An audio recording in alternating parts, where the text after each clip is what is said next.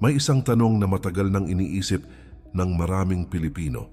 Paano ba talaga makapag-ipon ng mabilis sa gitna ng taas presyo at mababang sahod?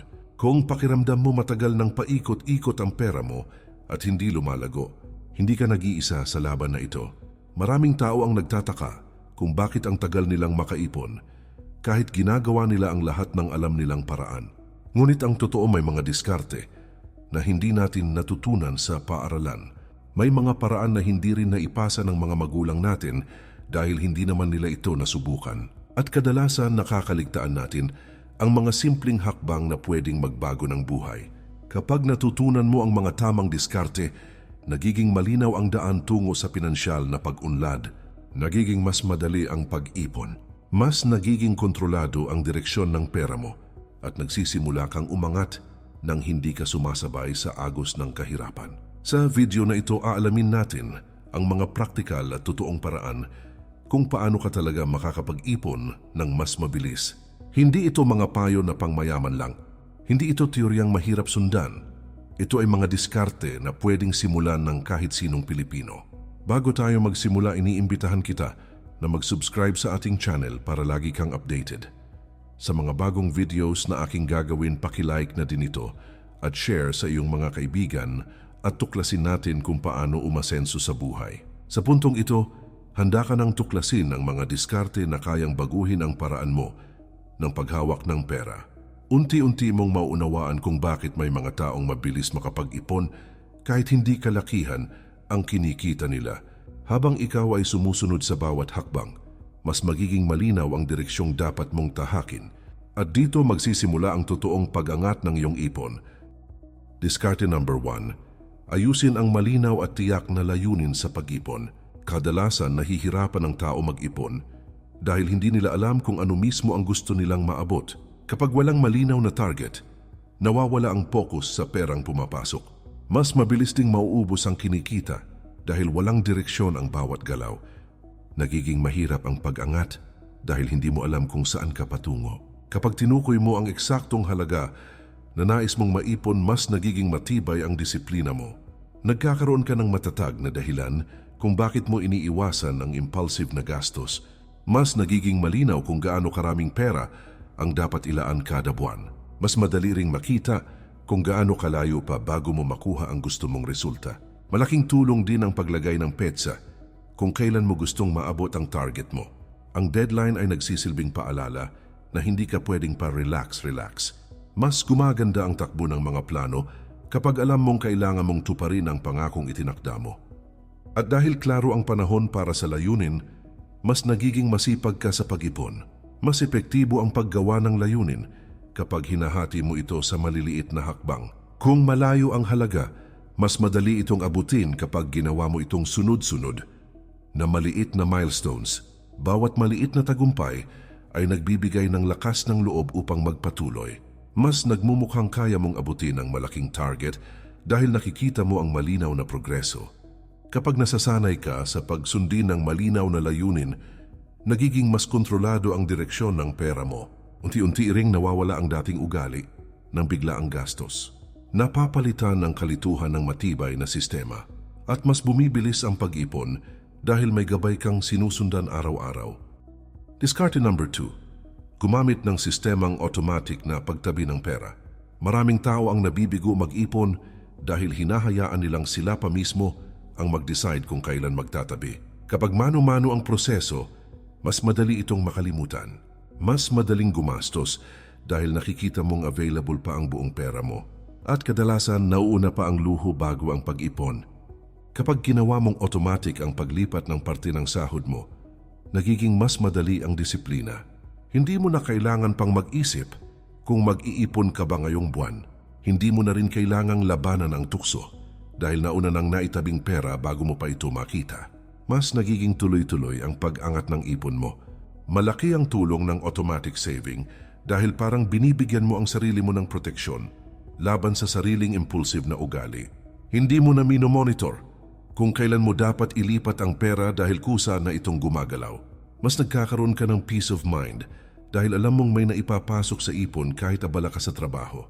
Hindi na rin nauubos ang sahod bago ka pa makapagtabi Mas mainam kung gagamit ka ng hiwalay na account para hindi mo basta makita ang perang iniipon mo. Kapag hindi mo ito nakikita, hindi mo rin ito agad gagalawin. Nagiging mas malinaw kung magkano ang lumalago kada buwan dahil hiwalay ang record. Mas natitiyak mo ring hindi napupunta sa walang saysay na gastos ang pera. Sa pagtagal nagiging natural sa buhay mo ang automatic saving system.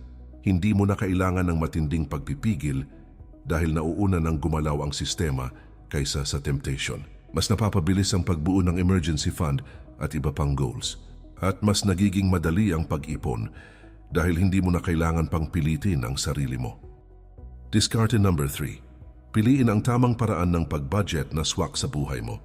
Maraming tao ang hirap mag-ipon dahil wala silang maayos na sistema sa paghahati ng pera. Kapag hindi malinaw kung saan napupunta ang sahod, mabilis itong nauubos. Mas madalas ding lumalabas ang mga di inaasahang gastos dahil walang malinaw na limitasyon. Nagiging magulo ang takbo ng pera at nawawala ang kontrol. Kapag pumili ka ng budget method na bagay sa iyo, mas nagiging maayos ang daloy ng pera. May ilan na mas epektibo sa envelope method dahil nakikita nila ang perang gumagalaw. May iba namang mas hiyang sa percentage method dahil madali nilang masusunod ang nakatakdang porsyento. Mahalaga ang pagpili dahil hindi pare-pareho ang lifestyle ng bawat tao. Ang isang magandang sistema ay ang pag-set ng nakalaang budget para sa pangangailangan bago ang lahat. Kapag ito ang inuuna, mas nagiging secured ang buhay mo. Mas nababawasan ang stress dahil alam mong covered ang mga pinakamahalagang bayarin. At mas nagiging madali ang pagtabing pera dahil hindi na ito nauunahan ng gastos. Kapag may malinaw kang budget, nagkakaroon ka ng limitasyon sa bawat kategorya. Hindi mo na agad gagastusan ang hindi kailangan dahil alam mong may hangganan ang bawat bagay. Mas nagiging disiplinado ang paggastos dahil may sinusunod kang sariling patakaran. Mas lumalakas ang kontrol mo dahil alam mong tama ang pagkakahati ng pera. Kapag tuloy-tuloy mong sinusunod ang napiling budget system, mas nagiging organisado ang finances mo. Mas lumalago ang ipon dahil hindi nasasabotage ng bigla ang gastos. Mas nagiging masaya ang pakiramdam dahil alam mong may direksyon ang bawat sentimo. At mas bumibilis ang pag-ipon dahil hindi nasasayang ang kinikita mo. Diskarte number 4. Iwasan ang mga maliit pero paulit-ulit na gastos na sumisira sa ipon. Maraming tao ang hindi napapansin na ang pinakamalaking kalaban ng pag-ipon ay hindi laging malalaking gastos. Kadalasan ang mga maliliit na bili ang unti-unting lumalamon sa sahod. Isang kape dito at isang merienda, doon ay tila maliit pero malaki ang epekto sa kabuuan. Kapag pinagsama-sama, nagiging dahilan ito kung bakit hindi tumataas ang ipon. Kapag sinimulan mong i-track ang maliliit na gastos, mapapansin mong may pattern pala sa iyong paggastos. Makikita mong may mga bagay na hindi mo naman kailangan pero lagi mong binibili. Magugulat ka kung gaano kalaki ang nababawas sa ipon dahil dito. Mas nagiging aware ka sa tunay na dahilan kung bakit hirap kang makaipon. Mainam na magtakda ka ng limitasyon sa mga gastong ganito. Hindi mo kailangang alisin lahat pero pwede mong bawasan ang dalas. Mas mabuting pumili lamang ng iilang luho na talagang nagbibigay halaga sa iyo. Sa ganitong paraan napapanatili mo ang balanse ng kasiyahan at disiplina. Kapag mas conscious ka sa maliliit na gastos, mas madali mong malalagay ang sobra sa ipon. Hindi mo namamalayang lumalaki ang perang natitira sa iyo kada linggo. Mas nagiging rewarding ang pakiramdam dahil may nakikita kang aktwal na resulta at mas gumagaan ang daloy ng pera dahil hindi nasasayang sa walang kabuluhang bili. Sa paglipas ng panahon, mas nagiging natural ang pag-iwas sa mga gastos na hindi kailangan. Mas lumalakas ang kontrol mo sa sarili at sa pera mo. Mas nagiging masaya ang pag-ipon dahil alam mong bawat sentimo ay may saysay. At mas bumibilis ang pag-angat ng ipon dahil wala nang tumatagas na pera sa mga maliit na bagay. Diskarte number 5. Palakasin ang disiplina sa sarili at kontrol sa gastos. Maraming tao ang nahihirapan mag-ipon dahil hindi kontrolado ang kanilang paggastos. Kahit may sapat na kita, mabilis itong nauubos kapag walang disiplina. Madalas napapadala sa tukso ng luho at instant gratification. Ito ang dahilan kung bakit maraming ipon ang nauubos bago pa man lumaki. Mahalaga na gumawa ka ng malinaw na patakaran para sa sarili. Tulad ng pagtatakda ng limitasyon sa bawat kategorya ng gastos. Kung magkakaroon ka ng malinaw na boundaries, mas madali mong mapipigilan ang impulsive spending. Mas nagiging maayos ang daloy ng pera at lumalaki ang ipon sa paglipas ng panahon. Isa pang paraan ay ang regular na pag-review ng gastos at ipon. Buwan-buwan suriin kung nasusunod mo ba ang sarili mong rules. Kung may nalalampasan o kulang, ayusin agad bago lumaki ang problema. Ito ay nakakatulong upang manatiling disiplinado at aware sa bawat galaw ng pera mo. Kapag nahasa ang disiplina sa maliit na gastos, nagiging mas madali ring mag-manage ng malalaki. Mas nagiging conscious ka sa bawat pagbili at hindi basta-basta bumibili. Nagkakaroon ka ng mindset na ang pera ay para sa tamang layunin at hindi sa walang saysay na luho. Mas nagiging natural ang tamang paghawak ng pera sa araw-araw. Sa huli, kapag na-master mo ang self-discipline, mas bumibilis ang pag-ipon. Mas nagiging matatag ang financial foundation mo at hindi ka madaling maapektuhan ng gastusin. Mas nagiging ligtas at komportable ang buhay dahil kontrolado mo ang iyong pera. At sa bawat buwan na dumarating, mas malaki ang confidence mo sa pag-abot ng mga financial goals mo. Diskarte number 6. Maghanap ng karagdagang pagkakakitaan para mapabilis ang ipon. Maraming tao ang umaasa lamang sa sahod mula sa trabaho. Kapag limitado ang kita, limitado rin ang halaga ng ipon. Kadalasan kahit gaano katipid, mabagal pa rin ang paglago ng pera. Ito ang dahilan kung bakit mahalaga ang magkaroon ng extra income. Ang karagdagang kita ay nagbibigay ng mas maraming oportunidad para magtabi ng pera. Hindi mo na kailangang bawasan ang pangunahing pangangailangan para makapag-ipon. Pwede mong gamitin ang extra income sa pag-build ng emergency fund o long-term savings. Mas nagiging mabilis ang pag-abot sa mga financial goals mo. Mahalaga ring pumili ng side hustle o extra job na akma sa oras at kakayahan mo.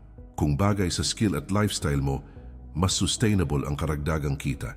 Hindi ka rin mauubos ng oras or energy sa pagkuha ng trabaho na nakakasama sa kalusugan mo. Mas nagiging balanse ang buhay habang lumalago ang ipon. Kapag nagawa mong sistematikong hatiin ang extra income para sa ipon, mas makakakita ka ng progreso agad.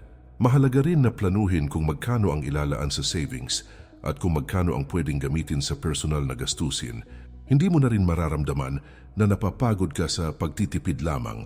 Mas nakakamotivate ang makita ang lumalaking savings dahil may konkretong kontribusyon mula sa extra income. Bukod dito, pwede ka ring mag-explore ng mga passive income sources tulad ng investments o online businesses. Kapag nagawa mong maayos at consistent, mas nagiging tuloy-tuloy ang pag-ipon kahit hindi ka aktibong nagtatrabaho. Nagiging rewarding ang bawat hakbang na ginagawa mo para sa financial freedom. Mas lumalakas ang kumpiyansa mo sa sarili dahil nakikita mong lumalaki ang ipon sa bawat buwan. Sa paglipas ng panahon, ang karagdagang kita ay nagiging susi sa mas mabilis na pag-ipon.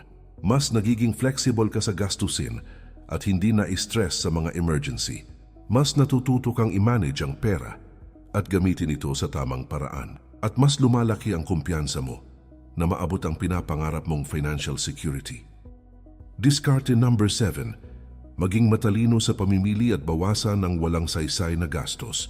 Maraming tao ang hindi napapansin na malaking bahagi ng kinikita nila ay nauubos sa mga bagay na hindi naman kailangan.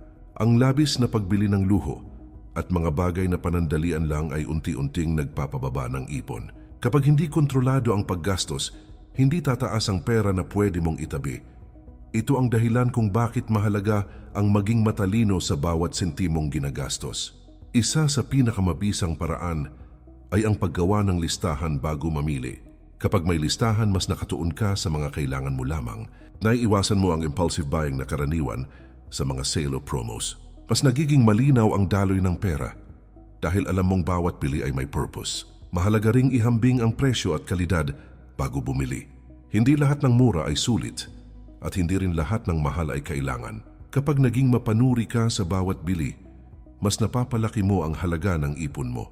Mas nagiging responsable ka sa pera at nagiging practical ang pamumuhay. Pwede rin gumawa ng strategy na naghihiwalay sa mga gastusin sa pangangailangan at luho. Maglaan ng budget para sa essentials at limitahan ng pera para sa luho. Kapag malinaw ang paghahati, mas kontrolado mo ang sarili mo sa paggastos. Mas nagiging consistent ang pag-iipon dahil may sinusunod kang malinaw na rules. Sa huli, kapag naging disiplinado at matalino ka sa pamimili, mas mabilis lumago ang ipon mo. Mas nagiging maayos ang financial foundation mo at hindi ka madaling maapektuhan ng biglaang gastos. Mas nagiging komportable ang pamumuhay dahil alam mong may sapat na naitatabi para sa kinabukasan. At sa bawat buwan na dumarating, mas malapit ka sa pag-abot ng mga financial goals mo at tunay na pag-angat sa buhay. Alam mo ba na sa simpleng pagsunod sa mga diskarte na ito, pwede mong baguhin ang buhay mo ng tuluyan. Hindi mo na kailangan pang mangarap lamang, kundi pwede mo nang simulan ang tunay na pag-ipon at pag-angat. Ang bawat hakbang na ginawa mo sa video na ito ay simula pa lamang ng mas malaking pagbabago.